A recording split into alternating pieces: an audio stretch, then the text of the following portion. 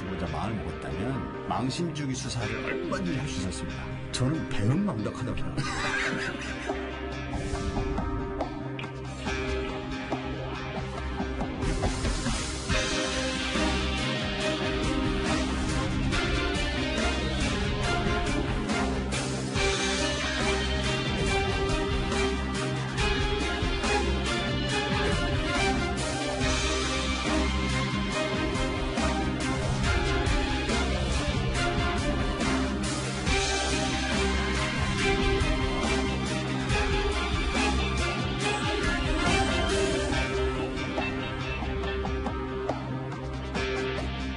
지금 국면이 청와대를 공격하기에 적절한 시점이라고 판단한 것 같아요. 조국 장관은 지금 석 달이 지나도 아직 기소도 안 하고 그냥 가지고 있잖아요.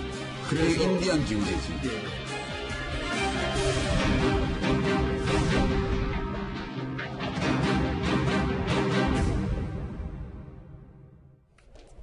예. 하나하나 짚어볼까요? 먼저 이 얘기부터 좀 해보겠습니다. 검찰은요, 이 첩보 논란의 핵심 당사자인 황운하 당시 울산경찰청장의 행보에도 수사력을 집중하고 있습니다. 그런데 새로운 의혹이 또 하나 나왔습니다. 이도훈 의원님. 네. 제목은 이렇고요. 김기현 첩보 문건에 대해서 경찰청장을 패싱하고 청와대에 황운하 당시 청장이 직보했다. 이 논란입니다.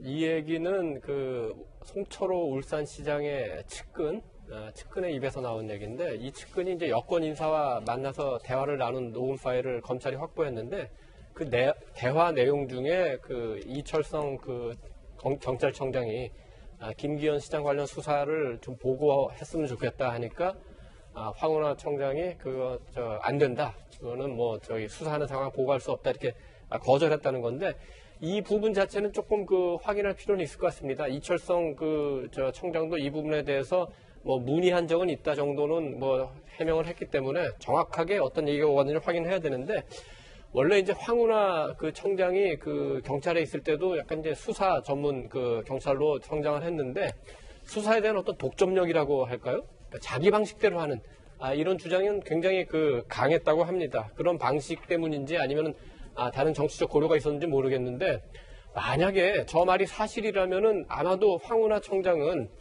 청와대로부터 내려온 이른바 하명이 경찰청에 내려온 하명이 아니라 울산경찰청에 내려온 하명이기 때문에 울산경찰청에서 직접 하명을 받고 수사를 하기 때문에 청와대에도 직접 보고한다.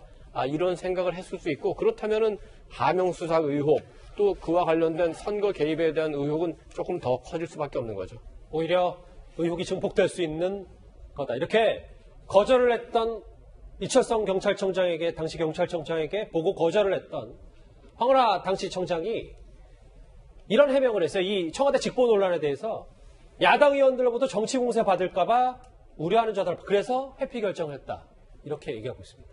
그 이철성 경찰청장이 보고를 해달라는 그런 취지의 이야기를 했다는 사람은 한 달이 건너서 전해 들은 사람이고요. 그리고 황운하 청장 같은 사람은 이제 그 이철성 경찰청장이랑 직접적으로 이야기한 당사자 아닙니까? 그렇다면 한 번 건너서 전해 들은 사람보다는 아무래도 당사자의 어떤 진술이 조금 더 정확하지 않을까 그런 생각이 들고요. 그리고 보고 관련해서는 만약에 황운하 청장이 청와대에 직보를 했다면 이건 어떤 객관적인 기록이나 자료로 저는 남아있을 가능성이 크기 때문에 이거는 그렇게 뭐 다툼의 여지가 있는 사항은 아니다. 그래서 향후 수사를 통해서 저는 충분히 그 시시비비를 가려낼 수 있다고 생각합니다. 자, 황운하 당시 울산경찰청장의 목소리가 하나 더 있습니다. 같이 한번 들어보실까요? 검찰이 최종적으로 무혐의 처분한 것이 금년 3, 4월경입니다.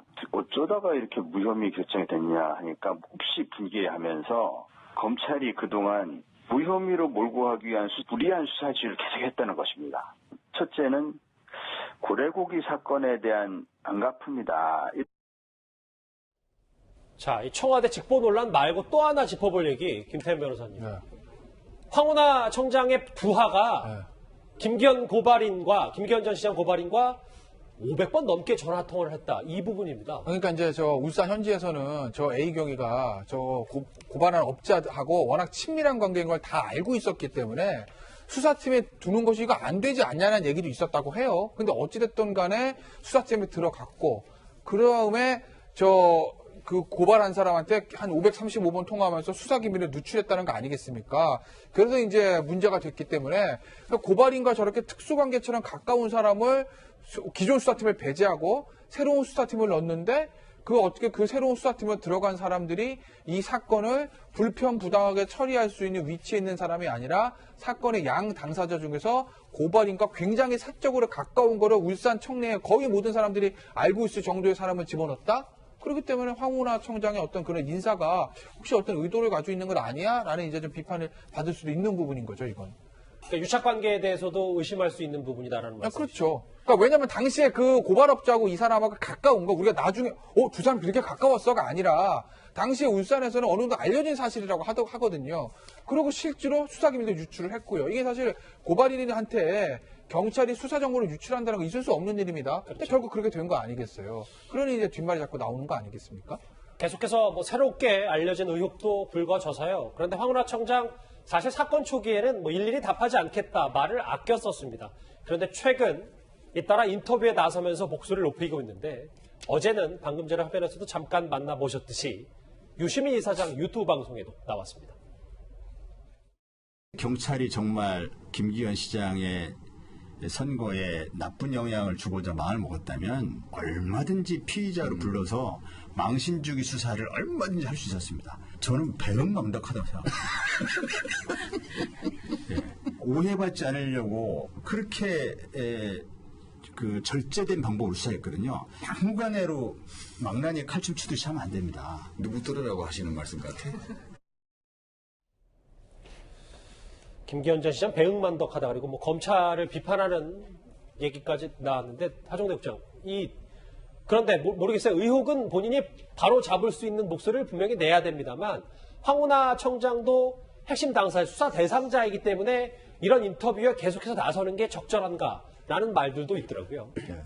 당연히 사실은 이제 검찰에서 조사가 들어가기 전에 이것저것 조사 대상자들은 자기의 변명을 하기 마련인데 그럼에도 불구하고 이제 고위 공직자인데 대전지방경찰청장이면 좀 이제 자제하는 게 좀 더 나을 것 같은데 다만 이제 황운하 청장으로서는 검찰과 경찰의 어떤 그동안의 수사권 조정뿐만 아니고 갈등이 있을 때마다 핵심 당사자로 있었거든요. 그래서 이거를 제가 쭉 얘기를 들어보더라도 지금도 검경의 갈등 과정의 연장선상으로 이렇게 생각을 하는 경향이 있더라고요.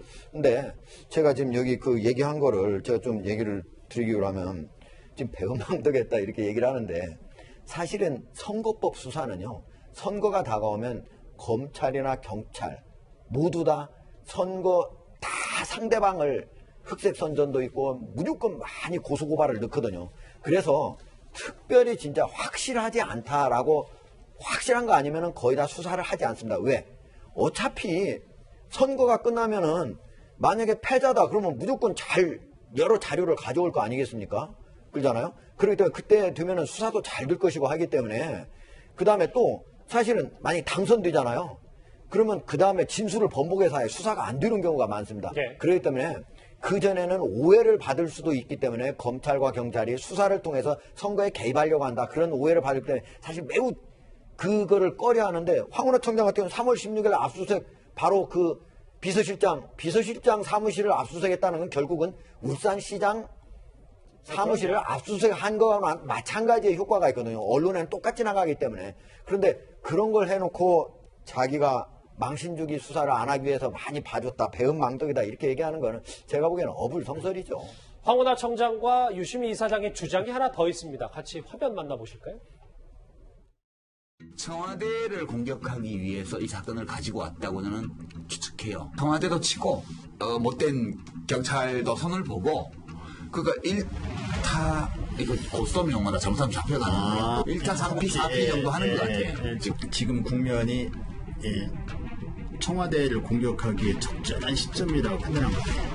검찰개혁을 추진하는 청와대 내의 부서가 민정수석실이고 경찰 수사가 하명수사나 하고 이런 조직이다 하면은 여론을 악화시킬 수 있잖아요. 윤석열 총장이 평소에 굉장히 아끼던 수사관이라며요. 아끼던 사람을 그렇게 하나요? 검찰이 좀 이성을 회복해주기를 바라고요.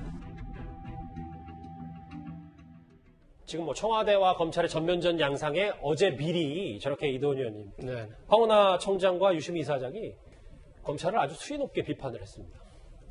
일단 그 방송하는 거 조금 보니까 그 유시민 이사장과 황운하 청장은 굉장히 좀 잘 어울리시는 것 같습니다. 두 분이 그 말씀하시는 거나 생각하는 거나 비슷한 것 같고 어떤 합리적이고 그 논리적인 주장보다는 조금 일방적인 주장이 많은 것 같고 어떻게든 보면 약간 그 막무가내식 주장도 있는 것 같긴 한데 그런데 지금 황운하 청장은 그 현직 그 대전지방경찰청장 아닙니까? 맞죠?